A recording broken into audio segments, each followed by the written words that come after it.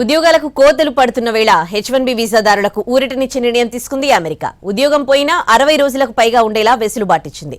జీవిత భాగస్వామిపై ఆధారపడి ఉన్నట్టు visa status ను మార్చుకునే వీలు కల్పించింది. అమెరికాలో ఇటీవల కాలంలో ఉద్యోగాల కోత అధికంగా ఉంది. దిగ్గజ కంపెనీలు సైతం లే ఆఫ్లు ప్రకటిస్తున్నాయి. దీంతో H1B వీసాలపై అమెరికాలోని ఐటీ కంపెనీల్లో పనిచేస్తున్న భారతీయులకు ఇబ్బందికర పరిస్థితులు ఎదురవుతున్నాయి. Microsoft, Apple, Dell, Amazon, Google, Meta, Twitter ఇలా అనేక కంపెనీలు ఉద్యోగులను తొలగిస్తున్నాయి. ముఖ్యంగా నాన్ ఇమిగ్రెంట్ ఉద్యోగులపై వేటు వేస్తున్నాయి. ఫలితంగా వేలాది మంది ఉద్యోగాలు కోల్పోతున్నారు. ఈ ఏడాది 237 ఐటీ కంపెనీలు 58,499 మందిని తొలగించడం అమెరికాలో H1B వీసాలతో పనిచేస్తున్న వాళ్ల పరిస్థితి ఎంత దారుణంగా ఉందో ఊహించొచ్చు.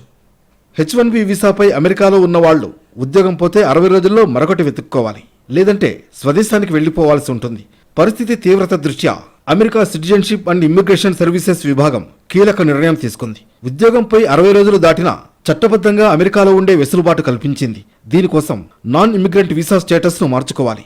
జీవిత భాగస్వామిపై డిపెండెంట్ గా చూపించి H4 లేదా L2 వీసా పొందొచ్చు.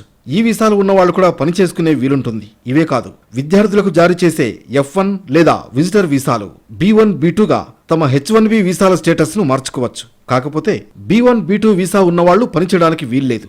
ఇక H1B వీసాకు గల 60 రోజుల గ్రేస్ పీరియడ్ లోనే స్టేటస్ మార్పునకు దరఖాస్తు చేసుకోవాల్సి ఉంటుంది.